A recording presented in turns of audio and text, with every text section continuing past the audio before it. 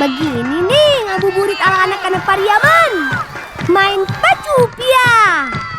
Pacu upiah merupakan permainan anak-anak khas daerah Minang yang terinspirasi dari atraksi pacu Jawi atau pacu sapi di atas lintasan berlumpur. Alatnya sederhana sekali. Cukup siapkan satu batang upiah atau pelepah pinang sebagai alat bermainnya. Satu sebagai penarik dan satu lagi sebagai penumpang. Ayo, tarik yang kencang. Mereka sudah mendekat. Teman, berlari di atas arena berlumpur bukan perkara yang mudah. Hal ini membuat setiap langkah menjadi berat dan menguras tenaga. Namun dengan ramainya penonton dan irama tabuhan gendang, kami jadi bersemangat. Selain melatih kerja sama tim, permainan ini juga membantu Pak Tani menggemburkan tanahnya. Siapapun pemenangnya tak jadi soal. Yang penting kita bisa bergembira bersama. Yuk bersihkan badan. Setelah ini kita harus memetik kelapa. Kambia kita enggak? Yo kita. Aduh, main bisa. Bisa lah aku. Akete. Tinggiran mah tadi tinggi dah. Aku lawan. Aku tuh. Lawan dong. Aku murah kete. Aku. Jangan sombong dulu kamu, Yud. Belum tahu kan lawan kamu siapa? Itu lawan Nanga. Nah, itu lawanmu, si Beruk. Balang siap. Alah, Po.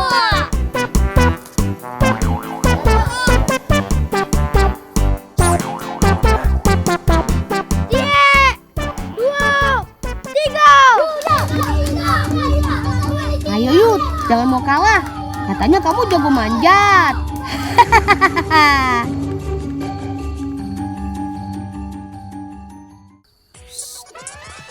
Di nagariku, panen kelapa tak kenal musim.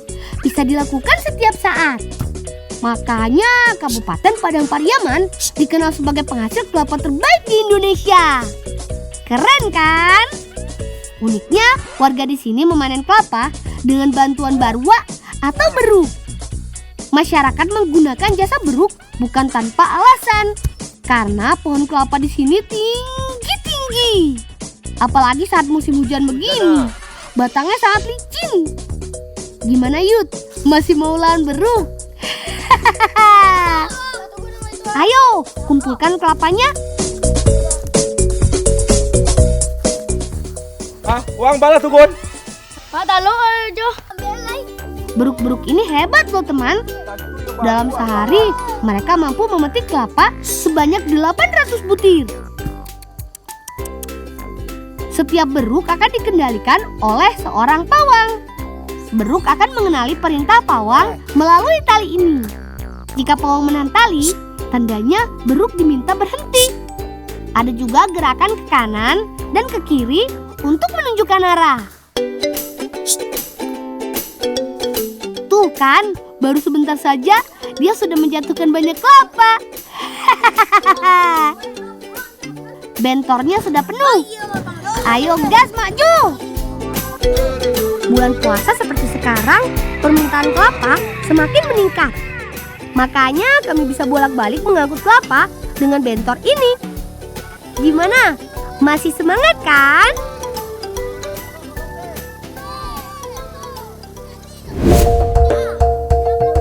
Waduh, kebun seluas ini. Cari Uni di mana ya? Ayo kita panggil saja. Hati-hati, jalannya terjal dan licin.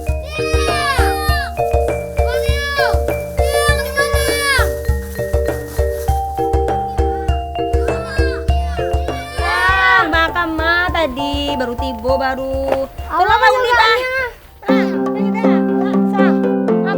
Akhirnya ketemu juga sama Uni Yeni. Teman, sore ini kami membantu Uni Yeni untuk mengambil jantung pisang. Uni akan membuat makanan spesial dari jantung pisang untuk berbuka nanti. Nah, ini dia jantung pisang incaran kami. Kami membutuhkan jantung pisang dari jenis pisang kepok. Teman, kata Uni, jantung pisang merupakan bagian dari bunga pisang. kita harus memilih jantung pisang yang bunganya sudah tumbuh menjadi buah pisang yang tua. Dengan begitu, buahnya masih tetap bisa dipanen. Ngomong-ngomong, Yuda sama Fadil dapat jantung pisangnya enggak ya? Daripada salah, yuk kita datangi saja. Aku murah wanya. Tinggi, mah. Iya, ada manje. Tunggu aja, Bang. Astaga, kok kalian malah berantem sih? Selain menahan haus dan lapar, bulan puasa kita harus bisa menahan amarah. Yuda, pohon pisang kok dipanjat sih?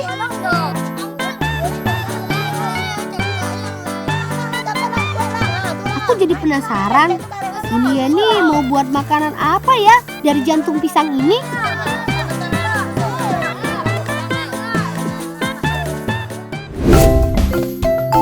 Kata Uni, jantung pisang ini akan dibuat dendeng. Makanan ini cocok sekali untuk persediaan lauk saat Ramadan tiba. Sebab dendeng jantung pisang selain enak juga awet disimpan. Yuk kita intip cara buatnya. Pertama, kupas bagian luar jantung pisang. Kemudian iris jantung pisang menjadi kecil-kecil. Setelah itu, cuci bersih untuk menghilangkan getahnya. Setelah dikukus, tumbuk jantung pisang menggunakan lesung.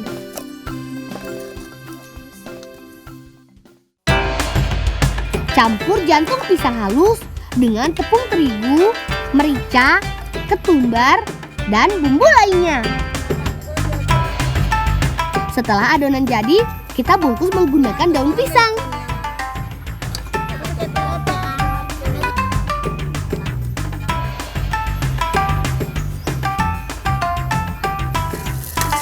Adonan siap dikukus kembali.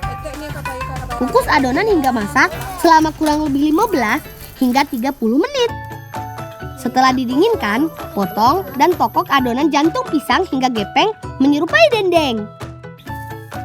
Adonan tidak perlu dijemur. Kita bisa langsung menggorengnya.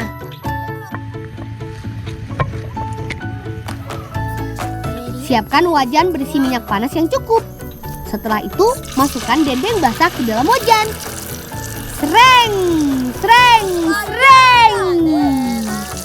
Goreng dendeng jantung pisang hingga kering.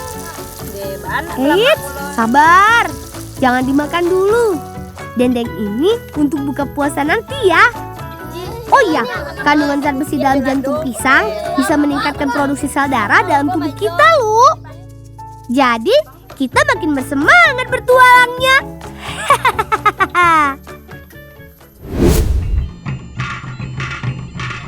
Jet. Teman, inilah silat lulua atau silat lumpur tradisional khas Pariaman. Kami selalu berlatih bersama setiap akhir pekan. Cocok sekali untuk kegiatan ngabuburit sore hari menjelang berbuka. Habis ini, kita lanjut ngebolangnya yuk. Setelah berlatih jurus bersama seperti ini, biasanya kami akan melatih jurus 1 lawan 1. Tujuannya supaya gerakan yang kami dapat dari perguruan makin mantap. Nah, lumpur di sawah ini akan melatih kekuatan kuda-kuda kami. Selain itu, lumpur bisa menjadi matras saat kami memperagakan jurus bantingan. Dijamin aman deh.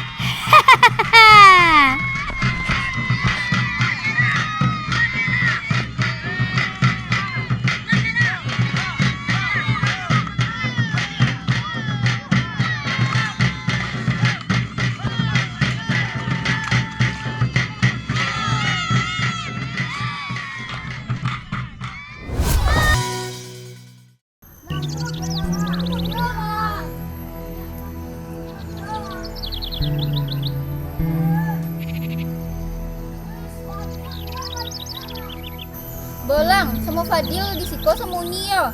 Ayo dah sama Fauzi ke situ manje ya. Yuk, nih.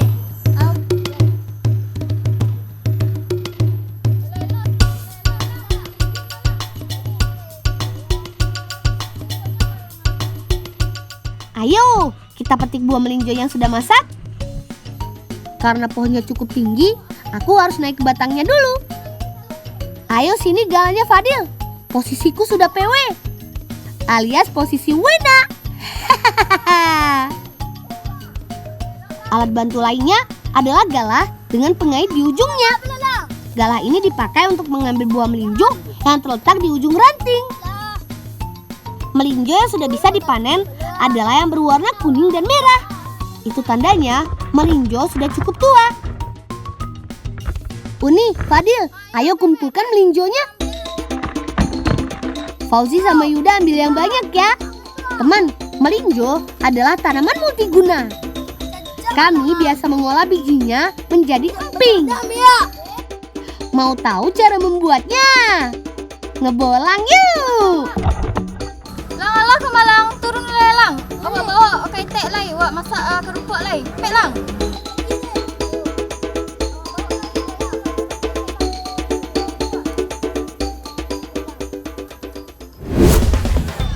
Teman, banyak ibu-ibu di sini memanfaatkan waktunya untuk membuat emping melinjo. Apalagi di bulan puasa seperti sekarang. Emping melinjo banyak dicari untuk suguhan hari raya Idul Fitri nanti. Prosesnya mudah. Melinjo yang sudah tua dikupas kulitnya, teman. Kemudian didiamkan selama 1 malam. Tujuannya supaya bijinya tidak terlalu lengket dengan cangkangnya. Setelah itu, barulah biji melinjo disangrai dengan pasir. Tujuannya supaya biji matang sempurna dan tidak gosong. Proses selanjutnya, kita harus memisahkan cangkang dari bijinya. Seperti yang sedang dilakukan ini nih. Kemudian tinggal pukul-pukul sampai tipis. Ukuran emping juga dapat disesuaikan. Bisa 1, 2, atau lebih jika menginginkan ukuran yang lebih lebar.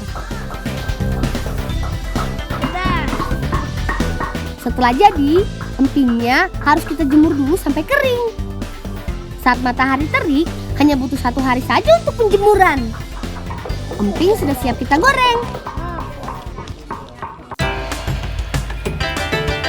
Sreng, sreng, sreng. Kerupuk bangwa sudah berenang-renang di wajan panas. Kita siap membuat emping balado. Teman, kerupuk bangwa adalah sebutan kami untuk emping melinjo. Setelah minyak panas, cukup masukkan emping selama 5-10 detik saja, empingnya sudah matang. Sambil menunggu empingnya matang, aku, Uni, dan Fauzi akan menyiapkan bumbu baladonya. Ada cabai merah, cabai hijau, bawang merah, bawang putih, dan garam. Sambil menunggu empingnya dingin, kita masak bumbu baladonya. Masukkan bumbu halus dalam wajan. Kemudian tambahkan sedikit garam dan tepung maizena sebagai pengentalnya. Masak hingga aromanya wangi.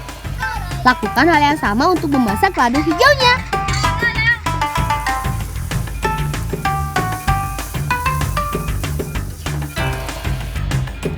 Ini dia, kerupuk bangwa atau emping melinjo khas daerah kami.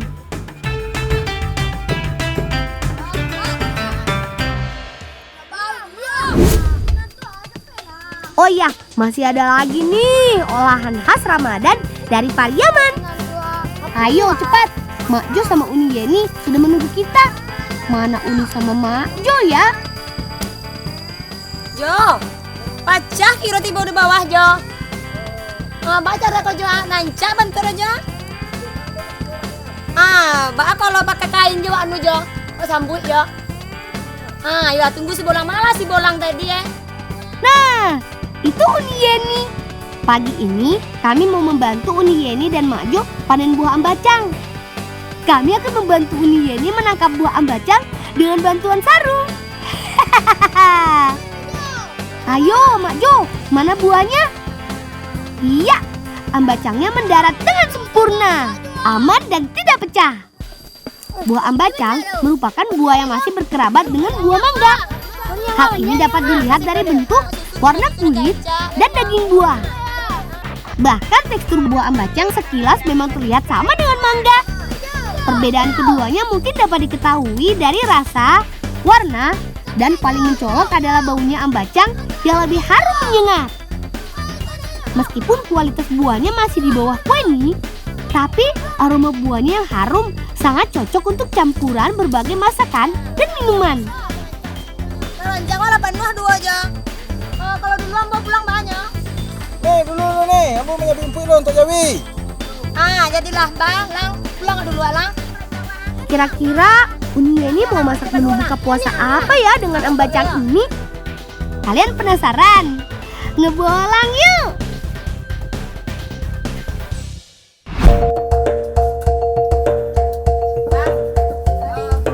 Ternyata Uni ini mau buat kue saten lapis selai ambacang. Mau tahu cara buatnya? Ayo kita bagi tugas. Pertama, kupas dulu buah ambacang yang sudah matang pohon. Selain itu, ada bahan lain sebagai campurannya. Uni memarut singkong, Fauzi memarut kelapa. Yuda dan Fadil membuat pewarna dari terong Belanda. Getah buah ambacang bisa menyebabkan gatal. Tetapi jika buahnya masak, getahnya hanya terdapat pada kulit buahnya saja.